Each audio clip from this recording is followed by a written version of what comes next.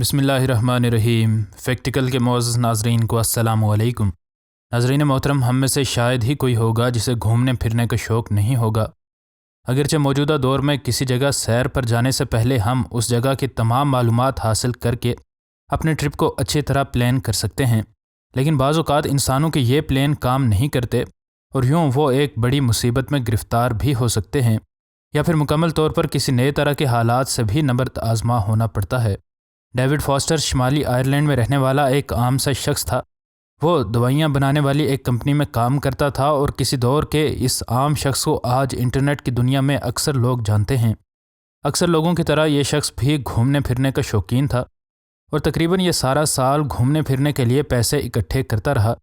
David کو Brazil کے Amazon دریا میں گھومنے کا شوق تھا، لیکن اس کا یہ شوق سستا نہیں تھا کیونکہ اس شخص کو ایک دوسرے ملک کا ویزا حاصل کرنا تھا اور اس کے بعد اس جنگل کے دریا میں چلنے والے ان جہازوں کا سفر بھی بڑا مہنگا ہوتا ہے۔ آخر وہ دن آ ہی گیا جس دن اس کو اپنے اس خواب کو پورا کرنے کا موقع ملا۔ اس کا جہاز برازیل میں لینڈ کر گیا اور اب اس کی منزل برازیل میں موجود ایمیزون کے جنگلات تھے، جن کے درمیان سے دریائے ایمیزون پل کھاتا ہوا گزرتا ہے۔ اس نے ایک جہاز پر بکنگ کروائی تھی اور پھر اس کی زندگی کا یہ یادگار سفر شروع ہوتا ہے۔ بعض اوقات ان کا یہ جہاز ان کو ایسے جزیروں کے پاس بھی اتار دیتا جہاں موجودہ دور میں بھی کوئی انسان نہیں رہتا۔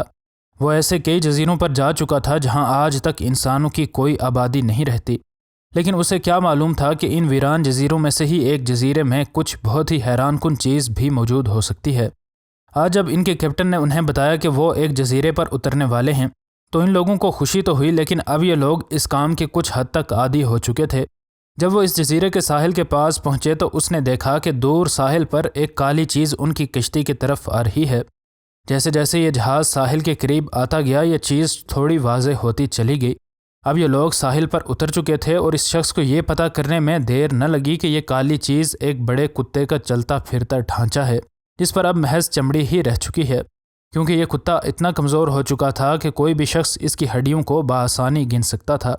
اگرچہ اس جانور کو دیکھ کر کچھ ڈر بھی لگتا تھا، کیونکہ نہ جانے اس ویران جنگل میں کون سی چیز موجود ہو، لیکن اصل میں اس کتے کے ساتھ جو ہوا وہ زیادہ خوفناک اور دردناک ہے۔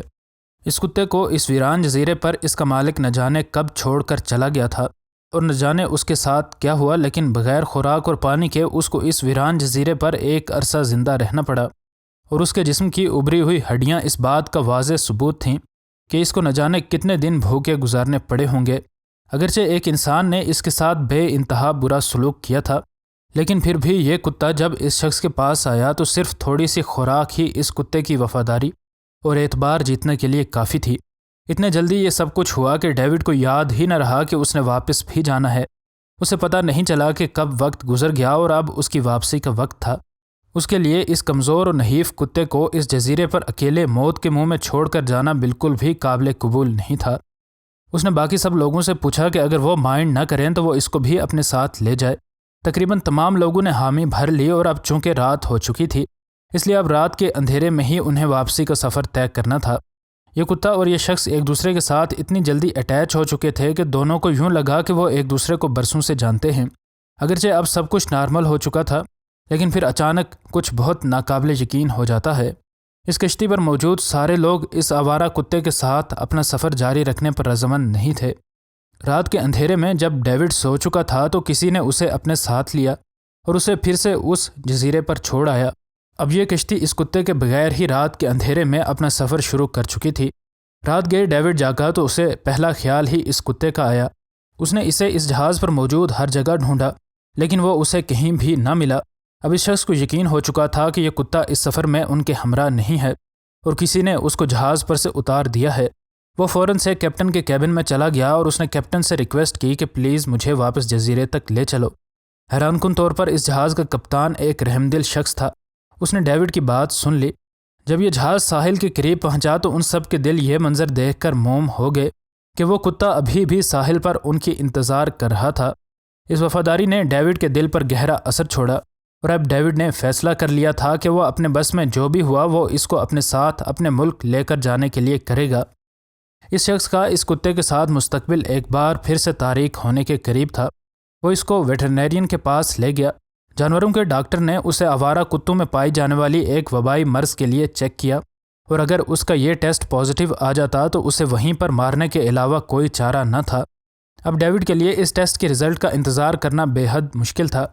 خوش قسمتی سے اس کو ایسی کوئی بیماری نہیں تھی اور اس جزیرے پر بھوکے پیاسے رہنے کے باوجود یہ کتا بیماریوں سے دور ہی تھا۔ اس نے اس کو اپنے ساتھ لیا اور واپس برازیل کے اس شہر میں آ گیا۔ وہاں اس نے اسے ایک لڑکی کے سپرد کیا کہ وہ اس کا تب تک خیال رکھے جب تک وہ اس کو اپنے ملک تک لانے کے سارے معاملات مکمل نہ کرے۔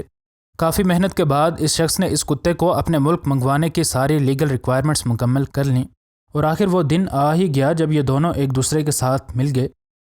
لیکن ایک دن ان عقابوں کا پورا ایک جھنڈ اس کشتی کے عرشے پر اترنے کے بعد اس شخص کو گھیرنے لگا۔ اس شخص کے لیے یہ ایک خوفناک صورتحال تھی، اور جب یہ پرندے اسے گھیرنے لگے تو وہ کچھ ایسا کرتا ہے جس کا وہم و گمان بھی نہیں کیا جا سکتا۔ اس کو مچھلیاں پکڑتے کئی سال ہو چکے تھے، اور اگرچہ اسے اب پرندوں کے اپنی کشتی پر دیکھنے کی عادت ہو چکی تھی، لیکن اس نے اپنی کشتی پر کبھی بھی اتنے زیادہ عقاب ایک ہی ساتھ نہیں دیکھے تھے۔ اس نے ان عقابوں کو گنا تو تقریباً 20 کے قریب عقاب اس کی کشتی کے عرشے پر موجود اس کو چاروں طرف سے گھیر چکے تھے۔ اس کو یہ عقاب بہت ہی زیادہ پسند تھے، اور ایسا پہلی بار نہیں ہوا تھا کہ اسے ان پرندوں کو دیکھنے کا شوق ہوا تھا، بلکہ جب سے عقاب کی نسل اس دنیا سے ختم ہونے کے قریب تھی تب سے یہ شخص ان عقابوں کے ساتھ بے پناہ پیار و محبت کرتا ہے۔ فصلوں پر کسانوں کی طرف سے DDT نامی زہر استعمال کیا جاتا تھا، جس سے اس عقاب کی نسل کے اکثر پرندے اچانک مرنے لگے۔ پھر اس زہر پر بھی آخر پابندی لگا دی گئی۔ تب سے لے کر آج تک ان عقابوں کو ایک بار پھر سے کبھی بڑی تعداد میں نہیں دیکھا گیا تھا، اور جیسی کو یہ بات بڑی ہی اچھی طرح معلوم تھی، وہ آج اپنی کشتی کی طرف آیا تو اس نے دیکھا کہ عقابوں کا ایک پورا جھنڈ اس کی کشتی پر اتر آیا ہے، اور جیسے جیسے وہ ان کے قریب آتا جا رہا تھا یہ پرندے بالکل بھی اپنی جگہ سے ہل نہیں رہے تھے۔ وہ اس کی موجودگی سے بالکل بھی خوفزدہ ہوتے نظر نہیں آ رہے تھے۔ خیر اس نے احتیاط کے ساتھ مچھلیوں کے باقیات سے بھری ایک بالٹی اٹھائی اور ان عقابوں کو گوشت ڈالنا شروع کر دیا۔ آہستہ آہستہ یہ پرندے اس کے قریب آنا شروع ہو گئے۔ اس بات نے جیسی کو کچھ حد تک اعتماد دیا، لیکن پھر وہ کچھ ایسا کرتا ہے جسے سوچ کر بھی انسان کے رونگٹے کھڑے ہو جاتے ہیں۔ اچانک یہ پرندے جیسی میں بھی دلچسپی لینے لگے، اور جیسی کو یہ بات بڑی ہی اچھی طرح معلوم تھی کہ وہ خود بھی ان عقابوں کی خوراک بن سکتا ہے، لیکن اسے ذرا بھی خوف نہیں تھا۔ وہ بالکل پرسکون اور پر اعتماد تھا، لیکن اس کا یہ کانفیڈنس اب اوور کانفیڈنس میں شمار کیا جائے تو غلط نہ ہوگا۔ اس نے اپنی زندگی صرف ایک چھوٹے سے کام سے داؤ پر لگا دی۔ اسے لگ رہا تھا کہ یہ پرندے اسے کچھ بھی نقصان نہیں پہنچا سکتے، اور اس کے اس یقین نے اس کی عقل پر پردہ ڈال دیا تھا۔ اس نے اپنے ہاتھ میں ایک مچھلی اٹھائی اور ان عقابوں کو اپنے ہاتھ سے کھانے کے لیے بلانے لگا۔ اگرچہ عقاب انسان پر کم ہی حملہ کرتے ہیں، لیکن پھر بھی یہ جنگلی پرندے تھے، اور اس مچھلی کے ساتھ ہی اس شخص کا ہاتھ اور پھر یہ پورا انسان ان 20 بڑے عقابوں کے آگے کچھ بھی نہیں تھا۔ خطرے کے باوجود اس نے قسمت آزمائی کو سوچا، لیکن حیران کن طور پر یہ عقاب اس کی اس چال میں نہیں آ رہے تھے۔ اگرچہ اس کی ہتھیلی میں ان کی پسندیدہ ترین خوراک موجود تھی، لیکن وہ اس کو کھانے میں کوئی دلچسپی نہیں لے رہے تھے، اور ایسا لگ رہا تھا کہ ان کا اعتماد انسانوں پر سے نہ جانے کب کا اٹھ چکا ہو۔ یہ دیکھ کر اس شخص کو ناکامی کا سامنا کرنا پڑا، اور اس نے ایک بار پھر سے اپنی زندگی اس خطرے میں ڈالنا مناسب نہ سمجھی، اور وہ بچا کھچا گوشت ان عقابوں کو کشتی کے عرشے پر ہی پھینکنے لگا۔ لیکن پھر بھی یہ شخص کچھ ایسا کر چکا تھا جس نے لاکھوں لوگوں کو اس پرندے کے ایک ایسے پہلو کے بارے میں جاننے کا موقع دیا جس سے اکثر لوگ ناآشنا ہی تھے۔ یہاں ایک بات بڑی ہی دلچسپ ہے، اور وہ یہ کہ جیسے ہی کچھ حد تک ان عقابوں کا اعتماد جیتنے میں کامیاب ہوا تھا، اور ایسا لگتا ہے کہ یہ عقاب اس کے علاوہ اور کسی انسان پر اعتماد نہیں کرتے، کیونکہ اس تصویر میں دیکھا جا سکتا ہے کہ جیسی کا دوست ان عقابوں سے ایک محفوظ فاصلے پر کھڑا ہے۔ جیسی کو ان عقابوں کا اعتماد جیتنے میں کافی عرصہ لگا، ورنہ وہ اس کے ہاتھ کے کب کے چیتھڑے اڑا دیتے اس بارے میں یقین سے کچھ نہیں کہا جا سکتا۔ جیسی نے خوش قسمتی سے ان عقابوں کے ساتھ اپنے سارے واقعے کی ویڈیو اپلوڈ کی ہے، اور اسے لاکھوں لوگوں نے دیکھا بھی ہے۔ حتیٰ کہ جب یہ شخص اپنا کیمرہ سیٹ کر رہا ہوتا ہے تو تب بھی ایک عقاب ان کی کشتی پر آ کر بیٹھ چکا تھا، اور ایسا لگ رہا تھا کہ اسے پتہ ہو کہ اب اسے کھانا ملنے والا ہے۔ لیکن عقابوں کا ایک پورا جھنڈ اس کشتی پر اتر آئے گا اور اس شخص کو گھیر لے گا، اس بارے میں کوئی اندازہ نہیں کر سکتا تھا۔